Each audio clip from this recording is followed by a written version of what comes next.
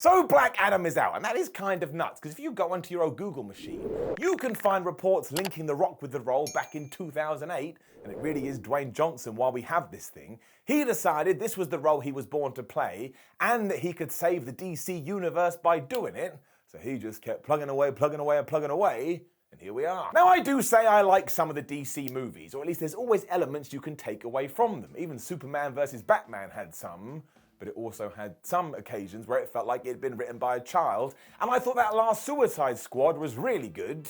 The problem being, literally nobody went and watched it. So that is what is riding on Black Adam's massive back. Not only does he have to try and reset and relaunch an entire franchise or the cinematic universe, but he's also doing it using a character that isn't at the upper echelon of people's minds. He's like a B character when it comes to comics, but I would tell you this, I think everybody involved absolutely smashed it. Because just to give you the headlines, I liked it a lot, and I'm perfectly happy to admit this may be that subconsciously, I now go into every DC movie thinking, well, as long as it's not a disaster, everything will be okay. But I actually think this is delightfully entertaining, and The Rock takes the persona, and he makes it work. Because rather than go off the rails, which we have seen many a time, Black Adam tells you what it's meant to be in the first few minutes, and it never deviates from the plan. That does mean it's quite a simple movie, but who the flood cares? It's a dude flying around punching people in the face. Even the origin tale is wrapped up in around about 5 minutes with some opening narration. And by the time Dwayne Johnson does turn up,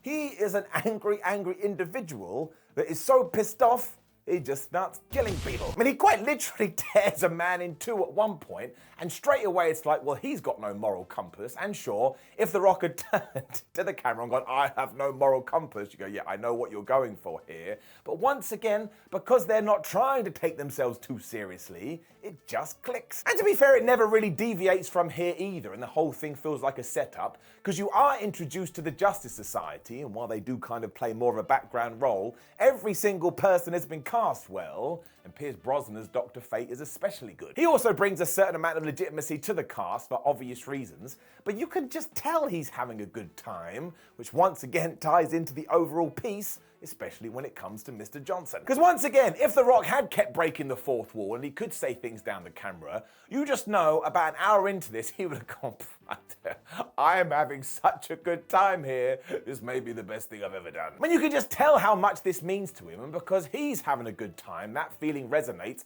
it shoots out the screen, it hits you in the face, and all of a sudden you're having a good time too. Doesn't matter if it's movies, books, music, wrestling, no matter what the media is, if you can conjure this feeling up, you'll always get other people to buy in. Now, this really is in stark contrast to the sheer brutality of the thing, and it's no surprise that out there in the ether, there is an R-rated version of this movie. But at the end of the day, that is what Black Adam is meant to be. He's meant to be a menace, he's meant to be a big question mark, so you need this balance so you can sit there the whole time going, well, I wonder which way he's gonna go. The nods to the original source material also please fans, and if you are totally brand new to this franchise, I actually think they do a pretty good job of explaining everything, and the mini twist in the middle, where you discover the real origins of Black Adam, well, I think they'll make you go, oh wow. It just gives Adam the edge that he needs. If I was gonna be that guy, I'd make a WWE joke there. I won't, because I don't want to get yelled at. As with all DC movies too, Amanda Waller turns up a couple of times, played by the awesome Viola Davis, and this is the real reason we need to get the DC cinematic universe up and running properly, because she will be so good in the central role, she just totally gets it. Because she is just an angry Mother Hubbard who is always ready to kick ass, and I always look forward to seeing her on screen. So if Black Adam is able to rebuild all of this, my word, make sure she's factored in. This isn't to say Black Adam is perfect, of course, because it's not. Like, if we wanted to be critical here, the narrative is very shallow in the sense that the whole thing is basically a setup, and with like DC movies, the villain is just a bit meh. Now, I did kind of like it, small spoilers coming, because Black Adam is able to defeat him pretty easily, but there's never a sense of dread and there's never a sense of anything threatening here. He just gets an evil crown, he puts it on his head, he gets the powers of some demons, and then someone just goes nope, and they blow him up. There are also some early peripheral characters who actually serve no purpose, and you'll be left going, well, why the hell were they in it to begin with? And why did nobody else know what was going on? But once again, you have to answer the question, does that really matter? Were you expecting Shakespeare here? And if you go into the theatre thinking, yes, I was, then I think the problem may have been you. Because I just really wanted to see The Rock flub people up, which I did get, although I will balance this out by saying, why the hell is DC stuck to this monotone colour system again? One of the best things about the Marvel movies is that they're so damn colourful and that draws you in, whereas when it comes to DC, I think they've forgotten about the colour green. But again, after about 30 minutes, I'd totally forgotten about that.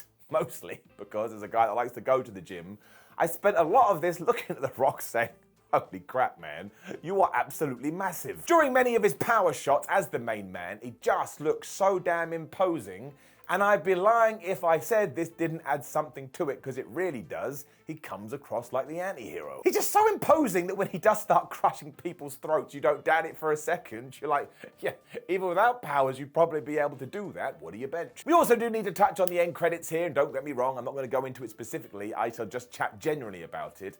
But it is a magnificent touch, and if Black Adam does do well, oh my gosh, DC has to use this as the platform to start restructuring the entire thing, because if you just buy into all of this, I promise you, you'll be able to do it. It also answers some questions and asks some bigger ones too, and the last piece of the puzzle is just saying, you know what, let's not get too confusing here. Let's put Robert Pattinson as Batman in the greater world we're trying to create and just tell some good stories. And you don't need to worry about the inspiration. There's literally thousands of comics that will do that for you. So it's a win as far as I'm concerned, and while it doesn't have the same level of impact as something like an Avengers, what I am hoping is when we get down the line and we return to this in hindsight, we realise, oh wow, Black Adam was quite important in helping the DC universe. And I can totally see why some people won't be into it because it barely leaves its comfort zone at all. But that's all I want. Give me an action star, give me the beats, give me a lot of violence, and I will sit there with my popcorn and just go, you know what? I'm having a good time. So I suppose in many ways, if you did want to be super cliched, you've already seen this movie, but it does have something else to it. And as you can see, I'm very confident that the fallout will be even bigger still.